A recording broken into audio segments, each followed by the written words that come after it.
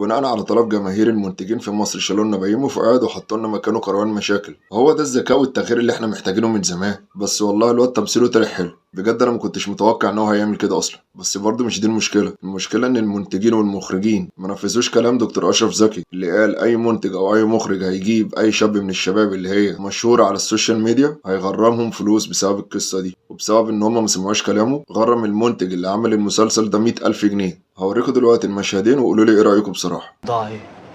هو تكيس تعين هنا. طب هاتوه.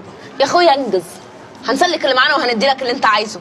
طب هستحسها. استحسها. ولو كده نروح للحاج. طب يلا. يلا. الله رايحه فين؟ ترى اللي كان فقط. ازيك يا حاج؟ شوف الحاجه دي.